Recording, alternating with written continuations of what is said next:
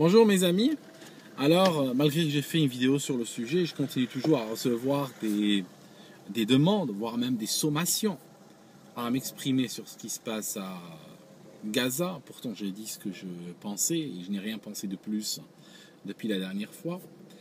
Malgré tout, ces demandes me rappellent que le monde arabo-musulman vit aujourd'hui dans une époque d'inquisition.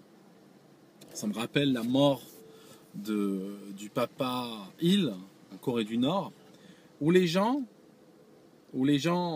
devaient sortir pleurer dans la rue, devaient faire un acte de pleurniche dans la rue devant tout le monde pour montrer leur participation à l'hystérie collective. Parce que vous savez, dans une dictature normale, quand le dictateur est mort, tu peux toujours rigoler chez toi, personne ne viendra t'en vouloir, juste ne va pas rigoler dehors. Mais là, dans une société d'inquisition, tu dois venir te joindre à l'hystérie. Ce qu'on me demande, parce que je vais vous dire clairement, ce qu'on me demande, quand on me dit « viens t'exprimer sur Gaza », on ne me demande pas réellement de m'exprimer, de dire ce que je pense, ou d'essayer de partager avec vous ce qui se passe en moi, comme doute, question, interrogation. Ce n'est pas cela qu'on me demande du tout. On me fournit un discours et je suis sommé de venir publiquement y souscrire, ce que je ne fais pas. Et donc déjà je passe pour le diable en personne. Mais bon, c'est normal, les sociétés inquisitrices sont généralement mues par des agitateurs, non pas par des penseurs. Elles sont mues par des agitateurs qui transforment le soupçon en réalité. Tu soupçonnes et après on va construire un case contre toi alors que toi tu n'as rien dit du tout. Ça signifie que même le droit au silence tu ne l'as plus. Voilà, dans la société d'inquisition, le silence n'est pas d'or parce qu'en fait tu dois parler et parler pour dire une seule chose, pour dire une vérité quant à fournir. Alors bon, puisque vous me demandez de parler, ben je vais parler. Je vais parler, c'est très difficile de parler parce que j'ai envie de dire des mots malgré tout, parce que vous savez, je vous apprécie sur le côté humain quand même. Donc j'ai envie de dire des mots qui arrivent dans votre tête. Je sais que je me heurte à un mur d'hystérie. Vous savez, l'hystérique ne réfléchit pas. Et c'est très difficile de le raisonner. En fait, ce qui se passe, on a la situation à Gaza. On a Gaza, d'accord? Et en fait, les gens de Gaza sont gérés par qui? Ils sont gérés par une organisation islamiste terroriste qu'on appelle le Hamas. Je sais déjà que j'en ai trop dit à ce stade-là. Alors si vous soutenez vraiment les Palestiniens, si la mort d'un arabo-musulman vous intéresse vraiment, il va falloir réfléchir au rôle du Hamas dans ce qui est en train de se passer. Je vous donne juste un exemple très simple. Quand il y avait des bombardements, parce que vous savez, j'ai toujours les deux sites ouverts. J'ai le site du Hamas ouvert sur un navigateur, j'ai le site de l'IDF ouvert en même temps, et je regarde les deux. Je regarde ce que disent le Hamas, ce que disent les Israéliens. Donc je m'informe chez les deux, je vais essayer de comprendre ce qu'ils font et ce qu'ils disent. Alors, j'ai dit, j'essaye de comprendre, parce que moi je suis loin, vous comprenez, je ne vis pas là-bas, donc je suis loin, et j'essaie juste de raisonner sur les éléments qui sont mis à ma disposition. Sachant que les deux parties peuvent m'intoxiquer, tout à fait, peuvent me balancer des informations qui sont fausses. Alors, ce qui se passe, c'est que je vois des cris au génocide, je vois des photos d'enfants morts et tout ça.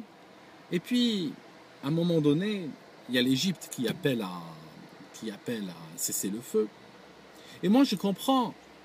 Si par exemple, je te dis, nous sommes ici garés dans ce parking, et puis on n'a que des femmes et des enfants, et puis qu'on n'est pas capable de se défendre, et puis il y a un ennemi qui est en train de nous bombarder de l'autre côté, je veux dire, si l'ennemi soudain dit, écoutez, j'accepte un cessez-le-feu, normalement, si tu es dans une situation que tu appelles de génocide, j'ai jamais vu un peuple génocidé qui dit, je n'accepte pas le cessez-le-feu. D'accord? Parce que génocide signifie déjà un rapport de force complètement défavorable. Mais le cessez-le-feu a été refusé par le Hamas qui ont publié, il ne vaut même pas le papier sur lequel il est écrit. Et ils ont continué à lancer des roquettes pour obtenir une réponse israélienne. Alors, vous savez, je vous dirais entre nous, ça c'est perso, hein, ça sont crochets, ça n'a rien à voir. J'aurais aimé, même s'ils avaient refusé le cessez-le-feu, j'aurais aimé qu'ils le refusent avec des mots qui soient plus respectueux pour la situation. pour ce qui se passe. Tu comprends? J'imagine que si tu dois refuser, j'essaye de rentrer dans leur logique, si tu dois refuser un cessez-le-feu dans une situation où ton peuple est en train de mourir, j'imagine que ça doit te causer une sorte de combat intérieur, ça doit te causer un cas de conscience, hein, problème d'honneur, comme on dit. Mais il faudrait que cela se traduise dans tes propos quand tu dis je refuse de cesser le feu. Or, le refuser avec une telle légèreté était pour moi insultant pour ce qui se passait sur le terrain. Donc j'ai été creuser un peu plus et je vois que ceux qui refusent le cessez-le-feu ne sont pas à Gaza. Mais en fait, ceux qui le refusent, les cadres du Hamas, comme ce Mash'al, il vit au Qatar. Il vit dans une chambre d'hôtel 5 étoiles au Qatar et il suit avec intérêt, comme on dit dans les communiqués de la AFP, il suit avec intérêt l'évolution de la situation sur le terrain. Il la suit sur un grand écran qui, dès que les journalistes sortent de la chambre, doit tourner sur d'autres chaînes. Bon, ce que je dis, c'est que toute cette situation est complètement ahurissante. Et les gens qui appellent à cette hystérie n'ont rien fait pour les Palestiniens, en fait. Ils n'ont rien fait. Parce que si vous regardez les pays arabo-musulmans, ils ont fait quoi pour les Palestiniens? Ils n'ont strictement rien fait du tout. Mis à part gueuler dans les journaux, ils n'ont rien fait. Les seuls qui ont aidé les Palestiniens sont qui? Sont l'Iran, sont les chiites. Alors que, en fait, les chiites doivent avoir un très grand cœur d'aider les Palestiniens parce que, franchement, ils sont pas de la même, on va dire, du même courant religieux, et la différence entre chiisme et sunnisme est telle que franchement voir un chiite aider un sunnite, c'est que franchement il doit avoir un très grand cœur. Alors je vais essayer de vous parler un petit peu de géostratégie, pour vous parler un petit peu du rôle de cette hystérie, ce qu'elle a fait.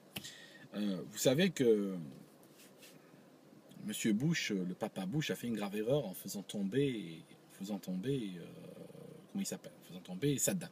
C'est pas le papa Bush, c'est le fils Bush qui l'a fait. Il a fait tomber Saddam.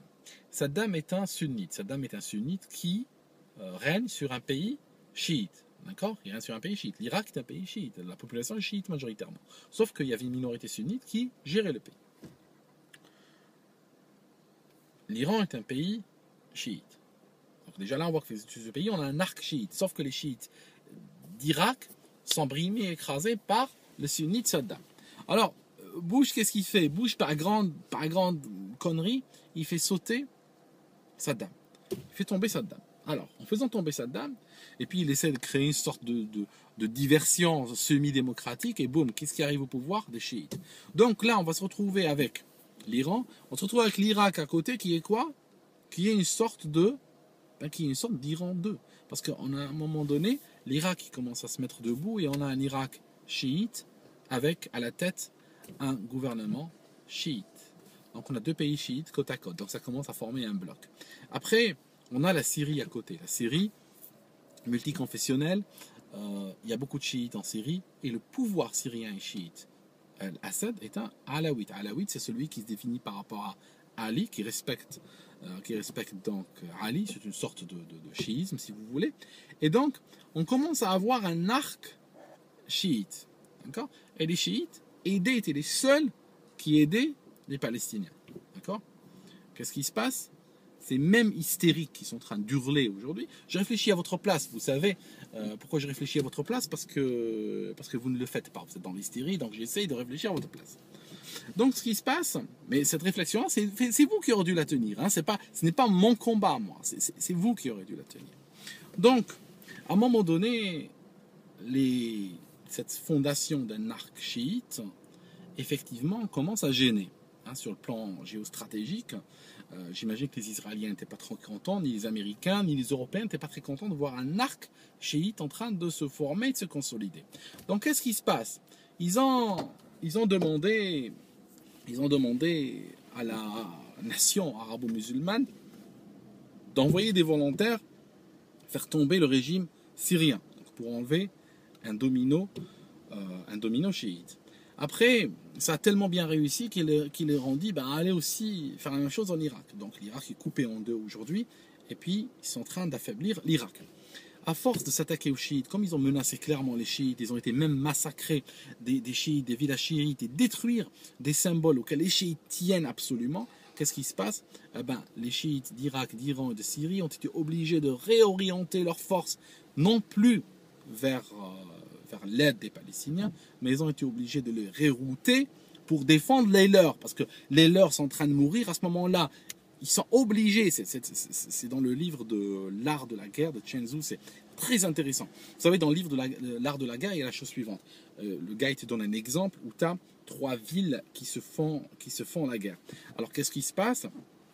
Si on a deux qui sont, s'il y a une ville qui soutient l'autre alors qu'ils n'ont pas de, comment dire, ils n'ont pas vraiment de raison de le faire, mais ils sont juste ligués contre toi, eh ben, qu'est-ce que tu fais? Si tu arrives à attaquer un allié faible de cette ville-là, eh ben, qu'est-ce qu'il va faire? Cette ville sera obligée de réorienter ses choix stratégiques et elle sera obligée d'aller soutenir son allié naturel que soutenir son allié vers lequel elle n'avait pas vraiment de tendance naturelle. Alors, bon, la phrase est un petit peu compliquée, mais je pense que vous avez compris. Ce qui se passe, c'est que ça a obligé, si vous voulez, les chiites à vouloir défendre plus les leurs que d'aller s'occuper des sunnites dans la bande de Gaza. Ouais. Voilà. Donc, quelque part, dans votre hystérie, vous tirez des balles au pied, vous envoyez vos propres enfants mourir pour assassiner les enfants dans la nation musulmane, vous causez des centaines de milliers de morts, vous détruisez des pays entiers, et puis maintenant que vous voyez que le monde arabe ou le monde musulman est en train d'aller à genoux à cause de vous, eh ben vous venez gueuler et dire il faut soutenir Gaza et tout ça, pour 500 morts. Hein. J'aimerais bien vivre dans votre monde, j'aimerais bien vivre dans un monde où le bilan est de 500 morts. Parce que mon bilan à moi, il est de 200 000 et 500 morts, figurez-vous. Les 200 premiers 1000 morts causés par vous, causés par vos enfants, que les autorités de divers pays en Europe et ailleurs n'arrivent même pas à arrêter. Tellement cette tuerie a eu de succès qu'on a tous les jours des gens qui partent de France et de Navarre pour aller participer à la tuerie d'autres arabo-musulmans. Tellement ça a eu du succès. D'accord? Et ça ne vous pose pas de problème, ça. Par contre, ça vous pose de problème quand, grâce ou à cause de votre faiblesse, d'autres vous marchent dessus. Là, tout à coup, ça vous pose problème. Enfin, vous avez compris.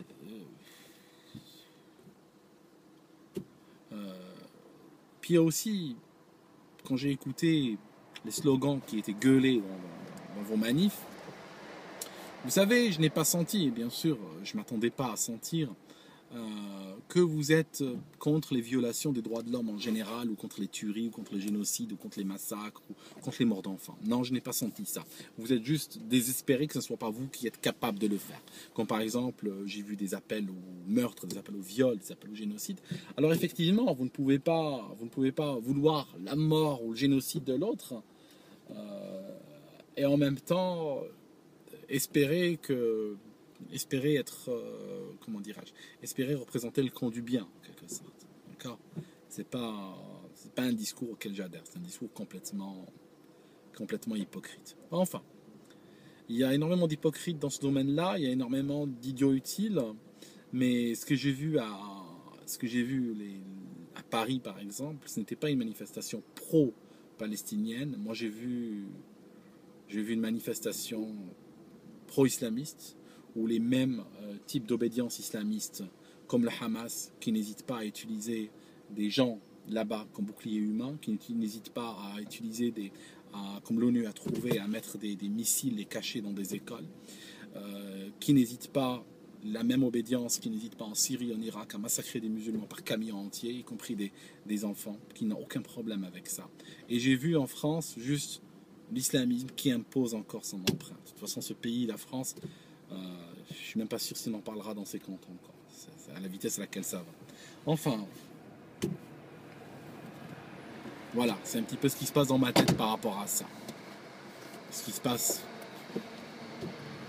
Et je reviendrai vous en parler une autre fois. Bye.